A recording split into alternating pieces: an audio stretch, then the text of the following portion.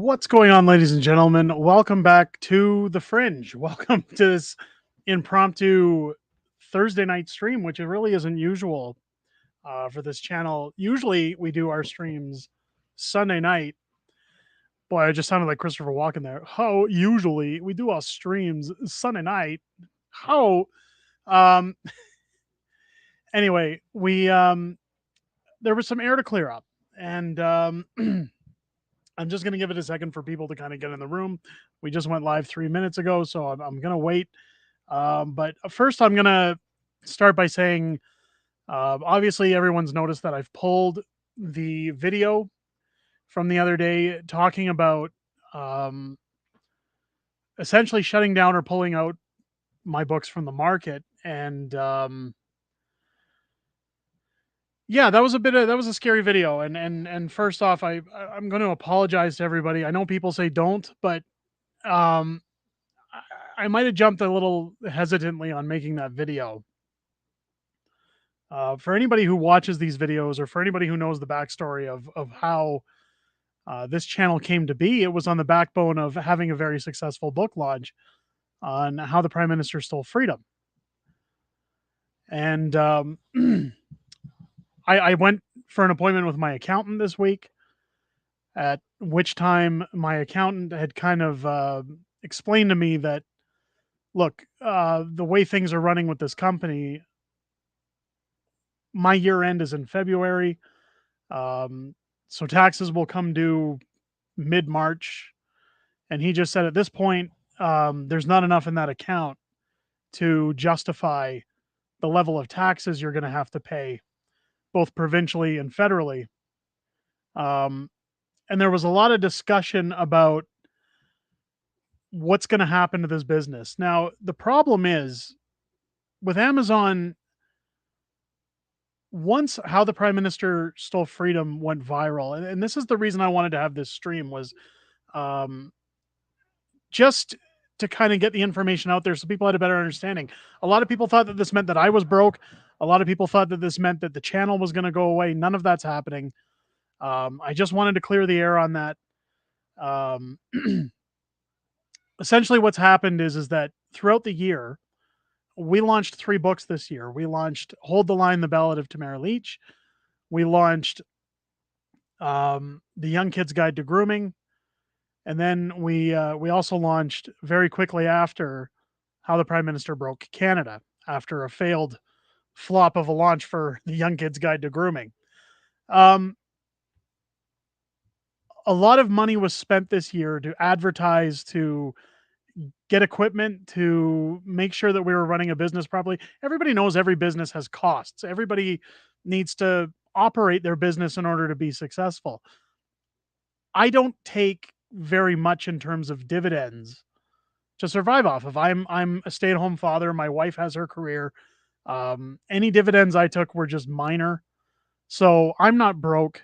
But I gambled a lot of the company on the assumption that after One Face, Two Face, Black Face, Blue Face, and after How the Prime Minister Stole Freedom, that we would kind of see a small fraction of our retained audience moving forward with books. So I essentially used this year to promote, to advertise, to send out promotional materials, to try and gain awareness of our products. And that's what any company will do.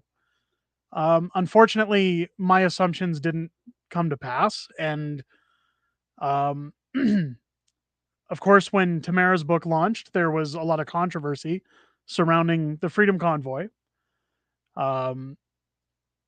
The results of the Emergency Act inquiry. If everybody who was here at that time remembers my scrap with smear campaign about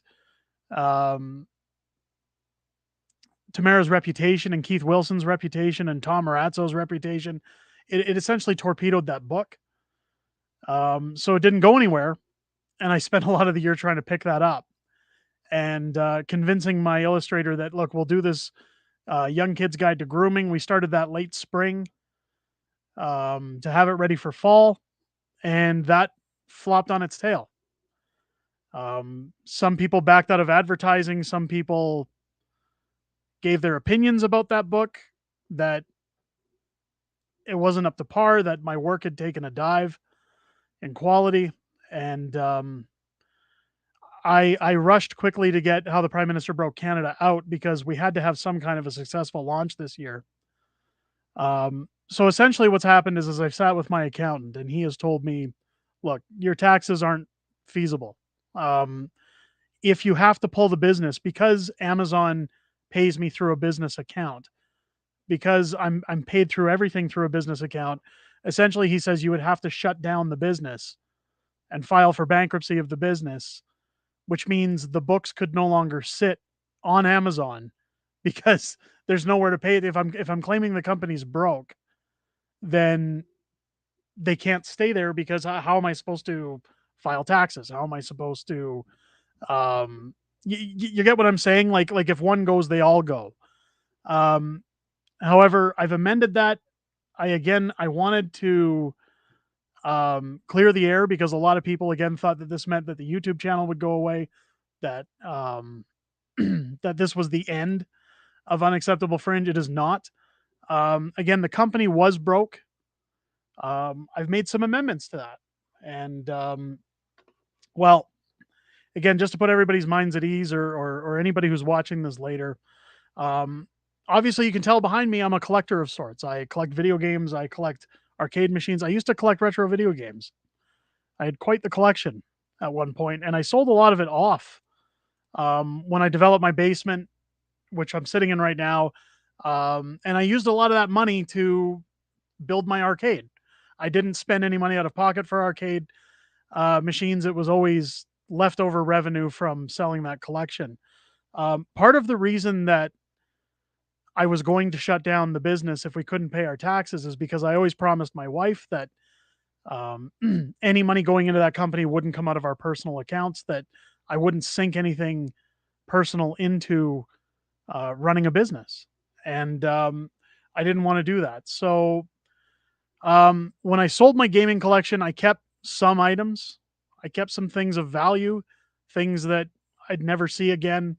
And well, I found a solution to the problems. So what you see here is a Nintendo World Championships Nintendo cartridge. They're very rare.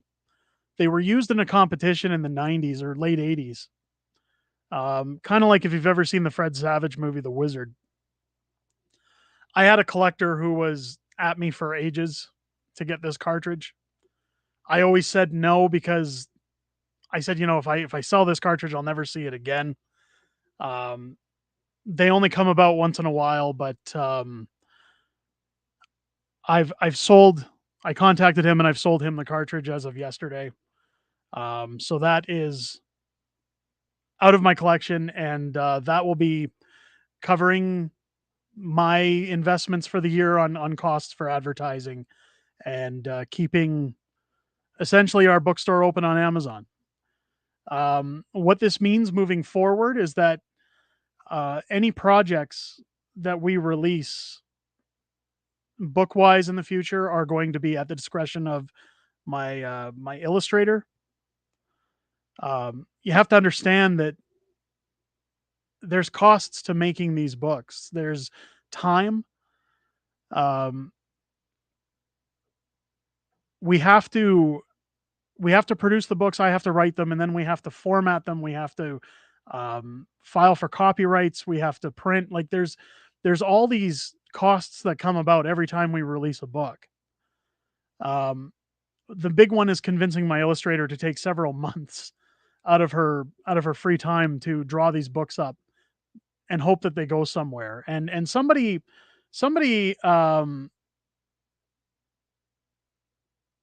I know somebody's mentioning crowdfunding the books. I don't want to crowdfund. I don't want to go that route. I find that crowdfunding to me, it's unnecessary for something like this. Um, it's quite simple. That in any business, you work on two things: supply and demand. If there's no demand, you have supply, right? Um, People have spoken in volumes since the first book, and somebody had mentioned it before I pulled the video the other day that, hey, you know what? I think this was a novelty item that the Freedom Convoy had just ended. People were still looking for something, and this found it to them, and this is what kept it alive for a little bit. And they said kudos, but this is probably why other books haven't sold as well. And I kind of think um, maybe that's true. Um, Mystical saying, I can relate. I paid out the nose to publish my book. Um, the the biggest problem I've had with the whole thing was that I always told my wife I didn't want to be a one hit wonder. That was the biggest concern for me. Um, there were positives that came out of this. I helped my 19-year-old illustrator pay her way through college without any debt. I squared up my debts in my house. I guess for me, and the reason, um, I guess the reason that I took such a hit with the accountant and came home and made a video was because it was kind of nice for a year to be able to put my kids in extracurricular activities. It was nice to, um, if something broke, we were able to replace it. If something needed to be done, we were able to do it. Um, for the first time, I was able to afford to take my kids on a vacation, and it was good while it lasted. It was a good ride, and those books will still be available. Um, I mean, Christina's saying a big part might be that people don't have extra income. I certainly don't expect people to shovel out cash. Somebody had given super thanks in that video and said, everybody chip in, help Derek and his family. I don't need that help. I don't. I've often talked to my peers outside of videos, and I've said that the whole reason I push my books more than anything else is because I don't think it's fair to take people's money without giving them something for it. And this is a form of entertainment. And yeah, I agree with Christina that some people don't have the funds to be spending right now. Um, and I certainly don't blame anybody for those things. I think there's a lot of things that play into why we haven't moved any property, and that's okay. Um, I don't like quitting anything I start. I don't like walking away from anything. Um, I took a real emotional hit when one of my well, somebody I thought was a friend told me that my work had failed. My work was lousy. That it was lacking, and I guess I took a hit on that because despite the simplicity of our books, we put a lot of work into them, and I put a lot of work into that book based on their suggestions. And this was somebody I looked up to, and I kind of thought that was a little weak of them to say, given that they didn't understand the process that is involved in those things. And it ended a friendship, and it ended a lot of things for me. Um,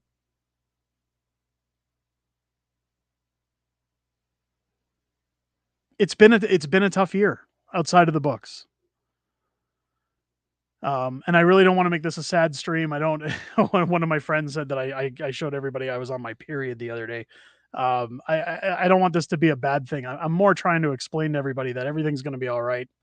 Videos will still be on this channel. Things are still going to move forward. Um, and again, we may have projects down the line. We may do more books. Um, I'm leaving those up to the discretion of my illustrator. Somebody once said, "Well, you weren't making any money when you made the first book," and it's like, well, that's true, but when you see success, when you see that you've got something that people were enjoying. I mean, when the Prime Minister Stole Freedom launched, I was being contacted by radio stations, TV outlets, YouTube channels, all sorts of people come and talk on my show. Can we do an interview?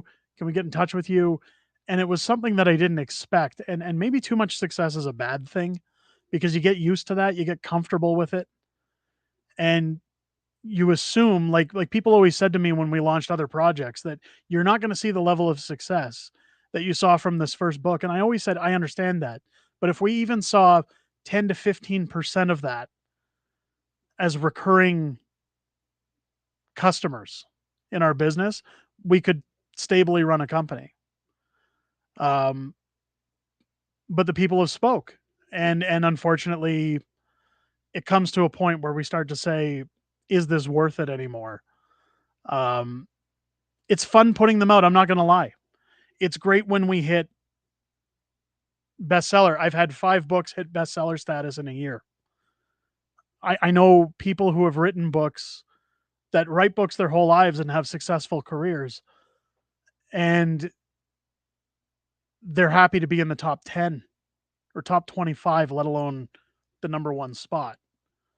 Um, so that's something I'll always have. That's something I'll always be grateful for. I'm grateful for everybody's support over the last year. Um, yes, and Vikram says that it's been a tough year for all Canadians, barely able to keep up. Absolutely, absolutely.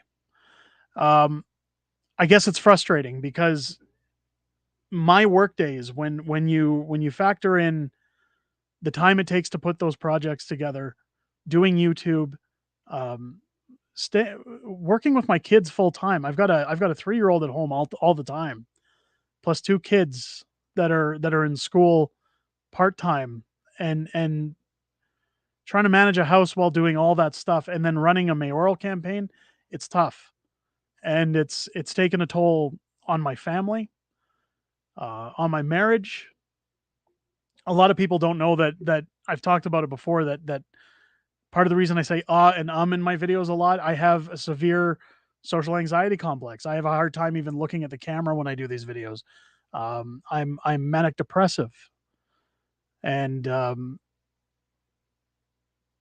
the last few months have been really rough because I've had mixed medications that don't work out well and have caused strain at home. And again, I'm not making excuses. This isn't a pity party. I'm just laying it out that when people say, "Oh, just do another one or just do something else," it's not that easy. And it's just unfortunate when things don't work out the way you would like them to. Um, but things will be moving forward. The channel isn't going to go anywhere. In fact, the channel is going to evolve. I should probably tell everybody about that. Um, I'm going to be starting a secondary channel because there's a lot of things I want to talk about that aren't politically tied, that aren't politically involved. If you've ever watched channels like The Quartering, Yellow Flash, any of those guys, like there's Nerdrotic, there's a bunch of them that they tend to talk about a lot of things like wokeness in Hollywood, um, movie drama, entertainment stuff, gaming. There's a lot of subjects I know a lot about. People always come to the channel. I used to cover arcade machines occasionally on this channel when I first started it a year ago. And people used to say, I really love that content because I'm into games, I'm into gaming, but I couldn't mix the two together in this channel. So starting next week, I'm hoping to have it started up. I'm going to go back to, I used to have a podcast during pandemic to stay sane. And I think I'm going to go with my old podcast channel. So that should be coming next week to YouTube. Missing Context will be my next channel that I'm going to produce, that I'm going to bring out. I'll be using my old avatar from Twitch for the labeling for that channel. And I think it's going to be fun because, again, I'm going to do a lot of pop culture stuff. I'm going to talk about a lot of culture wars. We'll do game streams on there. I might even go back to doing my good old Nestivis Nintendo Christmas gaming that I do every year. Kind of just, I play a lot of games on Discords with friends and things like that, I might start doing those in the background. And at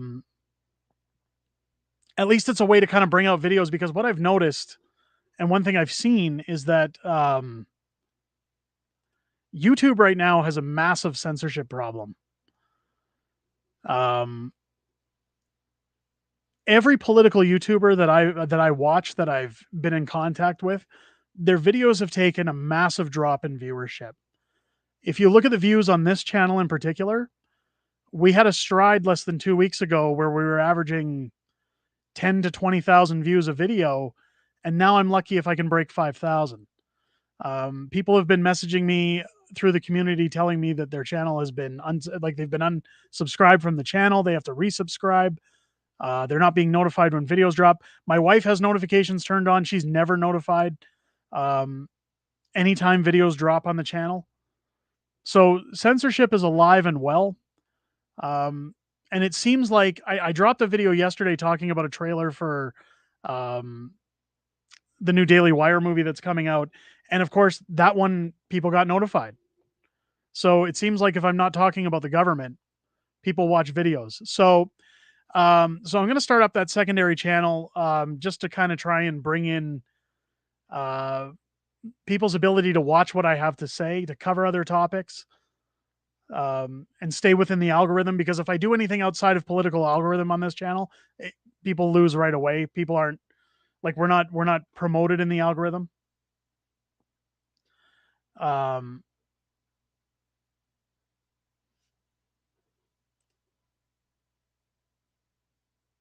Romanian Patriot, the censorship is nuts. It happened to me. I'm being shadow banned. So I've got a video coming out about that tomorrow. Because if you watch channels like The Quartering talking about Twitter files and what we've seen about pandemic cover ups from the White House in the US, really makes me question what's going on between Google or YouTube and the Canadian government right now when it comes to censorship. So I've got two videos coming out tomorrow. One's more of a fun one, but the other one's going to be talking about this censorship. But that's the premise for starting the second channel. That's why I'm going to start missing context. I think it'll be a lot of fun. Definitely a lot more lighthearted topics on there, not all doom and gloom.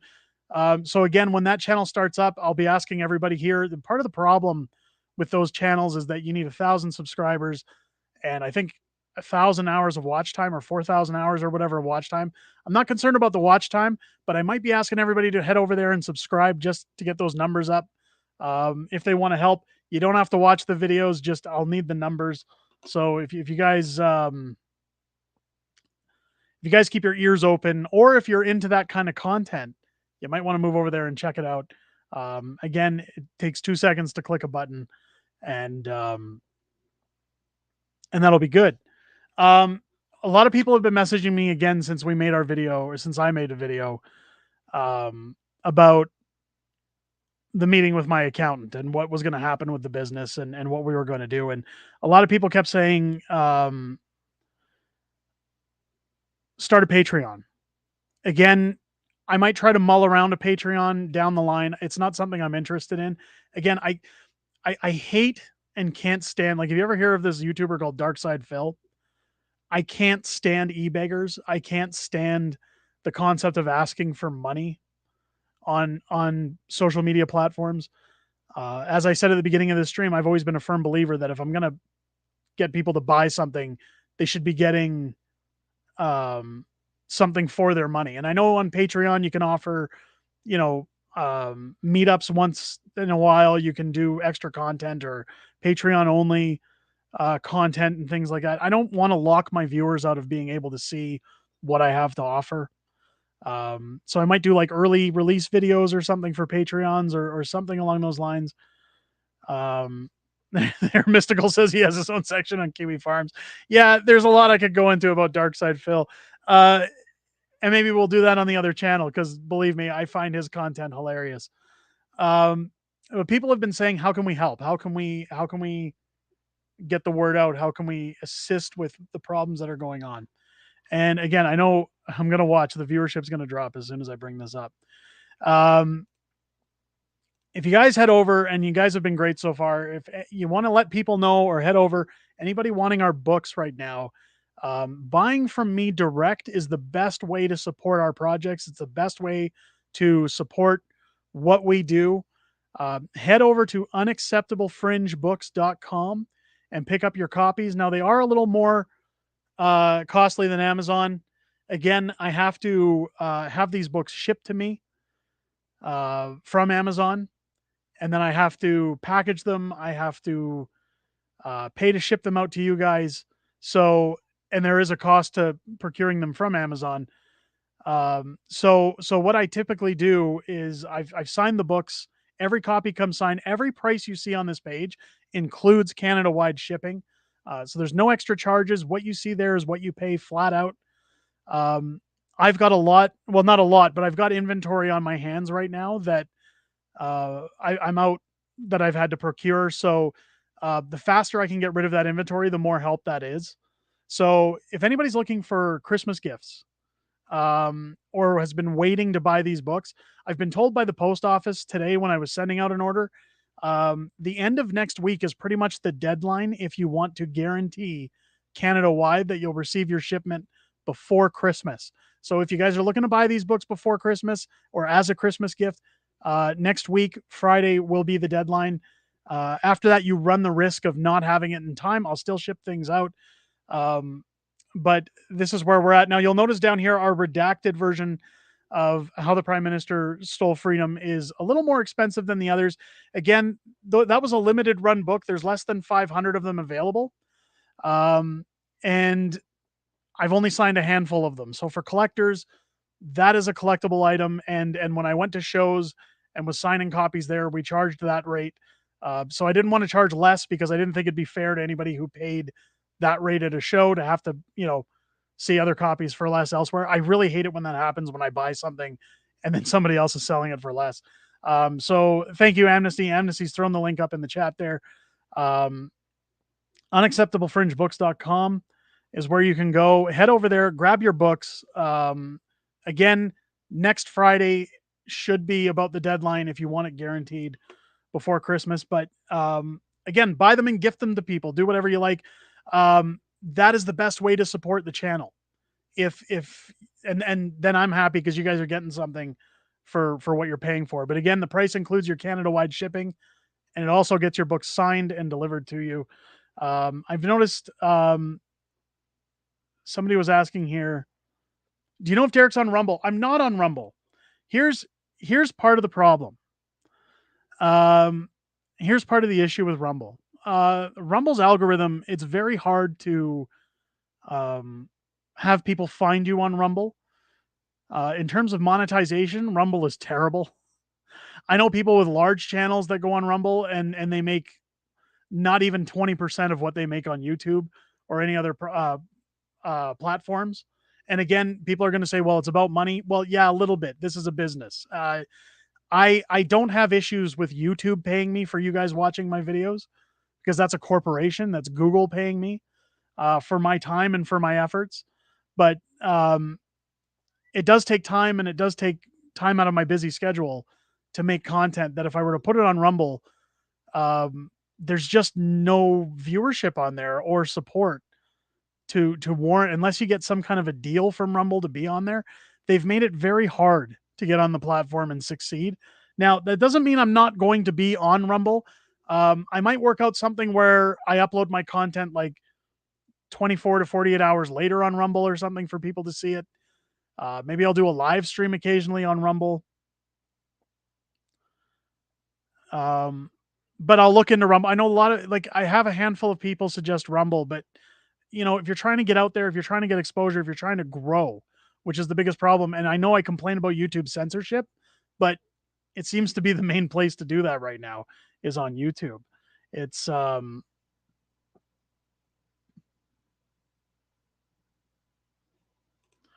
we got here, the Romanian Patriot. If I could get a pinball game, it would be Medieval Madness, one of my all-time favorites. So I have that on this table. This is a digital table. And I love it because I can load it with tables. Instead of just having, I looked at Stern Pinball released a Marvel Venom table recently.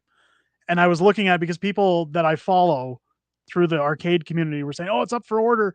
And I was curious, what does one of those go for?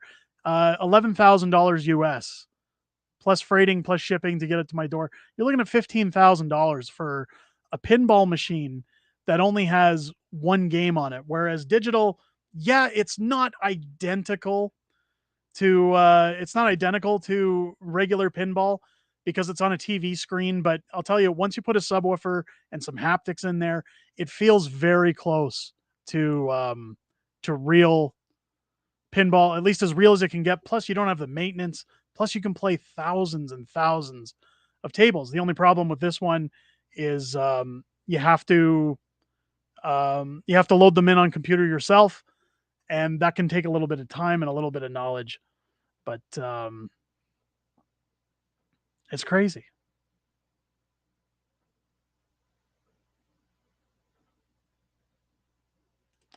What was the other channel I'm starting? It's going to be called Missing Context. I used to do a podcast beforehand, before like during pandemic times, and I used to broadcast it on YouTube or not YouTube, Facebook back in the day. So this will be the channel. It'll be called Missing Context. I'll be starting it hopefully over the weekend. I got to get everything set up for it. Get some time to get a few videos made so I can get that out. And again, it'll be pop culture, it'll be drama, it'll be a lot of that stuff. If you've ever watched The Quartering, it's going to be a lot like what they talk about on his channel. Um, it's going to be fun. And I'll do game streams from time to time. I can cover some arcade stuff from time to time. Again, it's just another avenue for me to go down where I have extensive knowledge and a little bit more fun to bring to the table. So anybody who's enjoyed that content in the past, check it out. It's going to be a lot of fun. And again, I'll have that channel up probably towards the end of the weekend. By Sunday night stream, I should have a page for you guys to send you there to subscribe. Again, I want to get over that 1,000 subscriber mark so that I can get that channel monetized as quickly as possible. Because again, fighting censorship with this channel, if I can get views between the two, it can make up for the loss over here, and we can keep things going. It's will you be wearing a house coat like the avatar in that picture? No.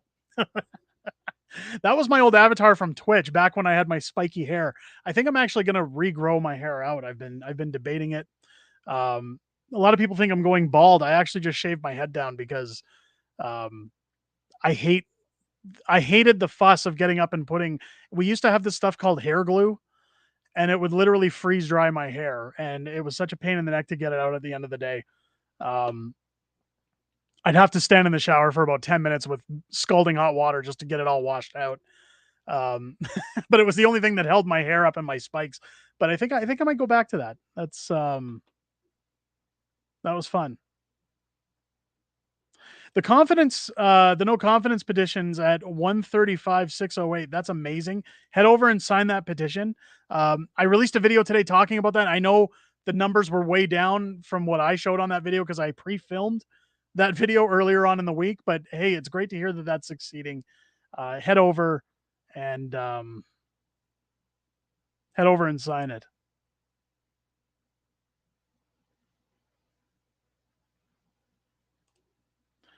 I used to have a few arcade games back in the 90s I bought off a buddy that had an arcade. I think I paid $50 a game at a time. Wow. So the Donkey Kong Jr. behind me, my authentic DK Jr., I got that one for 1,500 and I had to restore it. The controls were gone. The monitor needed to be recapped. I had to put a new power supply in it. New control deck. The coin box was missing. I got that installed too. Fully restored the machine back to day one factory quality.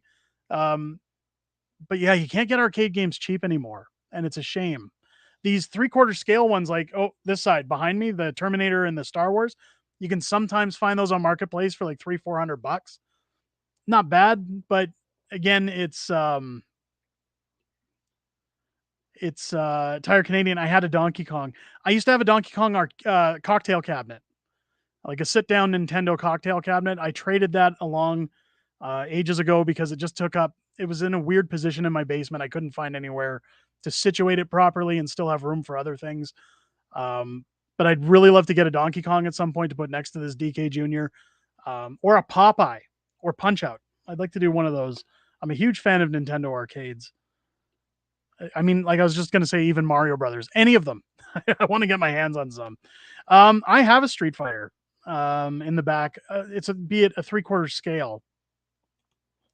The Street Fighter one is essentially what started my arcade collecting. Back when I had my game collection, I I should find an image of my old game collection at some point and put it on here because it was impressive. And I'm not trying to flex. I'd been collecting for quite some time at that point. In terms of just the original Nintendo Entertainment System library, there's 772 games in their licensed library. I was just over the 500 mark just on that console alone when I sold most of my collection. Um, all of these walls were covered in shelves laced with games. Um, but my mom picked up the Street Fighter cab for me. It was the first cab that I got. It was a gift because she'd been diagnosed with terminal cancer, and we used to go to the local 7-Eleven when I was a kid. I'd pick up dog shit, I'd cut the grass, I'd do whatever I had to get money, and we'd walk together to that store and I'd play Street Fighter, and it was a nice way to remember my mom. It's a machine that will always stay in my collection no matter how much I play it.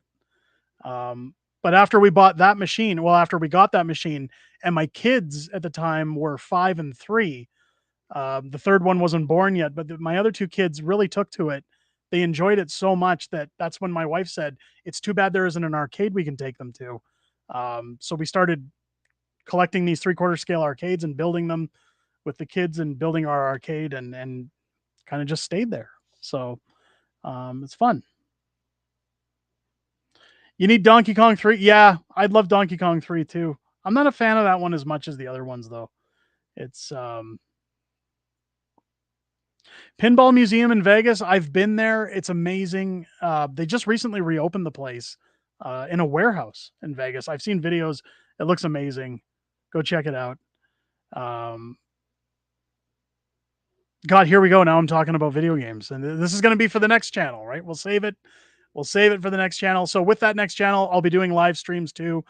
Um, I may not start off with weekly ones until later on, once we build up a viewership. But hey, it's um, it's going to be fun. I'm looking forward to that channel. I'm looking forward to having you guys there. It's kind of nice to get out of politics um, once in a while and have a break. I know everybody feels that way sometimes that, you know, my days consist of doing research. Like I'm usually checking other channels, checking Twitter, checking, news sites, what's happening in politics, what can I cover? That by the time I do a story for you guys, um, I'm 9, 10 hours in, and it's just like the brain's had enough. And I always enjoy my time outside of YouTube when, I'm hanging out with some Discord buddies and we're playing some games. Um, we've been playing this new one. I think it's called Void Crew. It's a four player multiplayer online game where you're all on a spaceship trying to stay alive and do missions and stuff and upgrade your weapons. A lot of fun. But that's how I relax when I'm done. So sometimes it's good to get that break from politics. It's nice to get that little step away and breathe for a minute, have some fun, and that's one thing I'm looking forward to bringing on that other channel. And again, things will stay the same on this channel. Nothing on this channel is going anywhere. We're not discontinuing anything. Again, the only thing that I changed last week was I said that hanging out in my Discord after streams was going to have to come to a stop for a little while, at least until things slow down. They're just so busy. I just don't have that hour and a half to be 100% focused in that chat. Usually I got into a bit of a rut where, people were hanging out in that chat after stream on Sundays and I was editing and doing things. I wasn't 100% there, and that's not fair to my viewers. It's not fair to anybody hanging out there that wants to have a good time. So I've just cut it off and said, I'll pop in there from time to time. If anybody comes in there, we can have chats. Still post content in there. We're going to go over memes and things on stream, so that's going to be fun. So if you guys have your memes, post them in the memes on the Discord. Other than that, nothing's going to change. It's going to stay the same. It's Were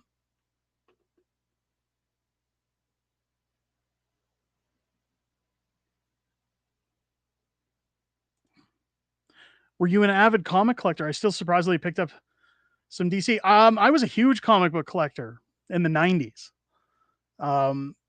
Comics was a good escape for me. I was adopted as a child, and comics, my parents always told me from a young age I was adopted. They didn't believe in hiding anything from me. They always wanted to be transparent, and I um I of course as a kid told my friends I was adopted. Well, who I thought were my friends. Kids are cruel and kids find ways to pick on people. So when I said I was adopted, word got out around the school and kids were saying like your parents threw you in the garbage. Like there's all these things. I didn't really feel like I belonged in a lot of places because of that. And comic books kind of got me more relaxed with that subject. I found my identity through comics. So early to mid 90s, I was collecting comics a lot. I was reading a lot of X-Men, Spider-Man, um, Punisher, War Journal. Um, I was big into Wolverine as a kid, because before they went all silly and made a huge backstory for him. Part of the thing about Wolverine I liked was that he was Canadian. He was short like me, and he didn't take anybody's crap. And even though like his mind was erased, he didn't know where he came from or who he was. Um, he fit in with the X Men, and he was still the best there is at what he did. And that's what got me to feel more comfortable with who I was and like I belonged in the world. And when I've often talked about my first novel that went out before I did these books. When I had the pleasure of consulting and working alongside Stan Lee before he passed away, I thanked him for that, and he says, "Well, I didn't create Wolverine." I said, "I know that, but your comics gave me a sense of belonging, a sense of feeling like I mattered somewhere." And he said, Stan always told me that's the one thing he made Spider-Man for was that he was a character that people could relate to because he wasn't rich like Tony Stark or Batman. And he had problems. He had acne. He'd lose his job. He couldn't pay his bills. Like people could relate to everything Peter Parker was going through. And I remember telling him just how grateful I was to have something like that as a kid. Because when you're a kid, times are tough and things are really hard. Some of the most lighthearted things you hear can be the most devastating things a kid could hear, and take way more, personal than the average adult. So they said he's Albertan too. Yes, he is. It's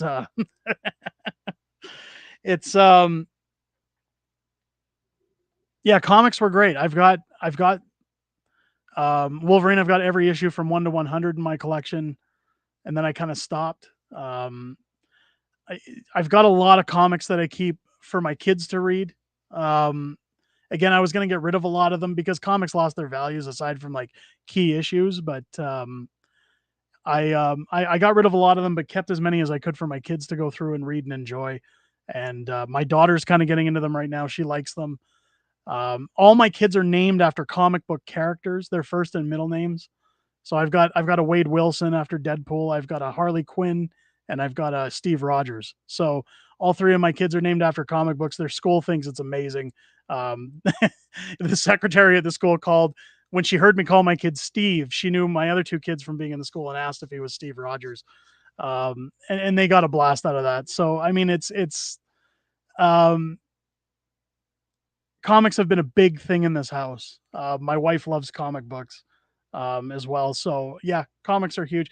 Geek culture. I don't know if you can tell again by by the way I dress, what I have behind me. I've done showings of my proton packs on stream, things like that. I am very much a nerd, and I'm proud of it. And again, those are all things I'm going to bring into the next channel. So that you guys are getting your politic fix, but anybody who's interested can come and have some fun, hang out, have some laughs, um, and see some cool stuff at the same time. Um,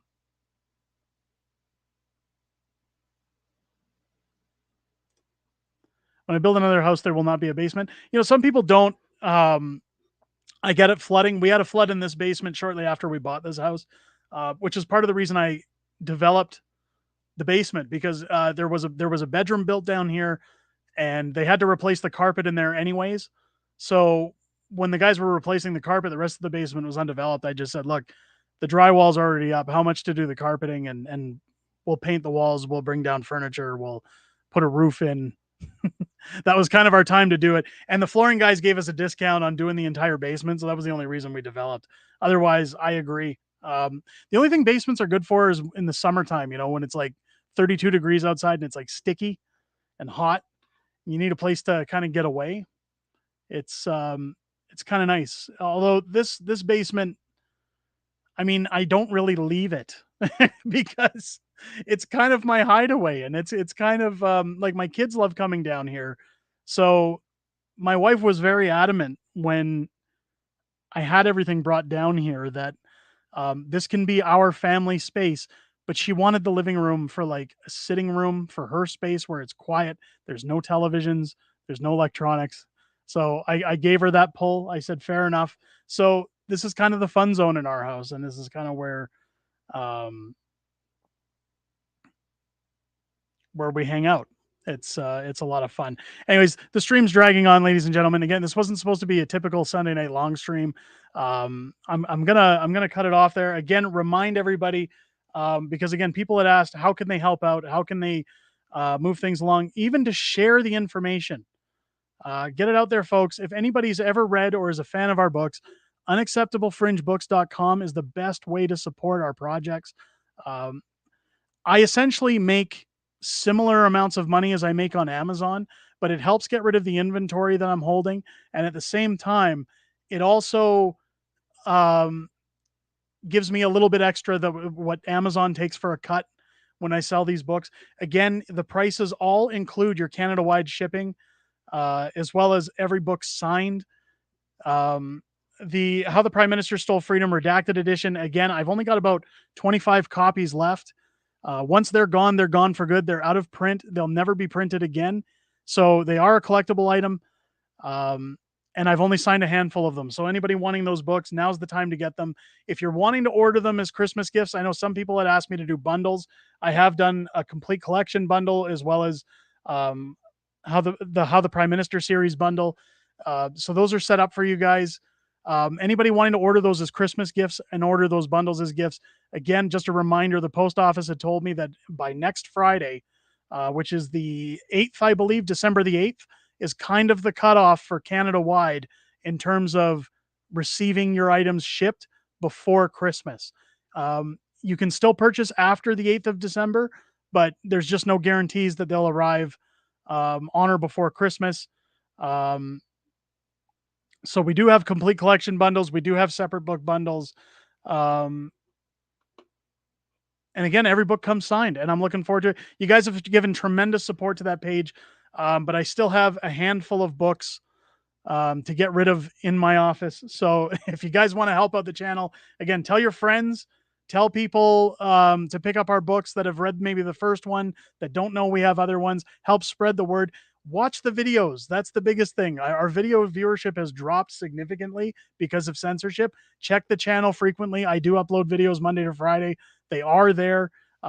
Join us Friday. Oh my goodness, I've seen this pop in a $10 super chat. Need your books. Wish you were sticking around a bit. Wish I was sticking around a bit longer. Um, Daphne, I appreciate your comments. I did get your comments the other day. Thank you so much, and thank you for that super chat. Wow, that's amazing. Um, I really appreciate everybody's comments the other day before that video was pulled, and even after when I stated that I pulled the video. This community was the reason that I sold that expensive cartridge yesterday. That I've pumped up the account so that taxes can be paid. Um, this community has been fantastic and very supportive and understanding. And you guys are the reason that I keep coming back, that I keep making videos, even when I ask myself, what's the point? Good days, bad days. Um, I'm just honored and privileged that people want to hear what I have to say, or purchase the goods that I make. So I'm very, very humbled and very appreciative for everyone. Um,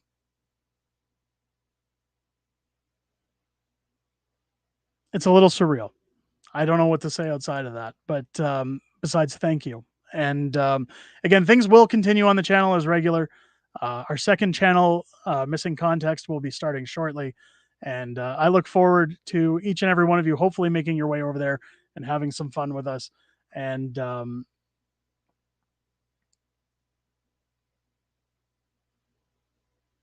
It's gonna be fun. Vikram saying, "I've got the original Nintendo. I've got 4 of them in box. I certainly don't need an original Nintendo, but thank you for the offer." Um, did you get a chance to see the Liberals make fools of themselves? Yes, there's a video coming tomorrow about that. Keep your eyes peeled. It's gonna be fun. Um, it's going to be great. Thank you, everybody, for coming in and tuning into the live stream. Thank you again for all of the support. Head over to unacceptablefringebooks.com and buy your books. Get rid of my inventory for me. Tell people to go and buy it. Do whatever you got to do. It just helps the channel. I hope you guys have a great rest of your week. I hope you guys stay safe and well, keep your wallets away from the government. And I'll catch you here Sunday for our regular stream. Until then, take care, everyone. Have a great night. And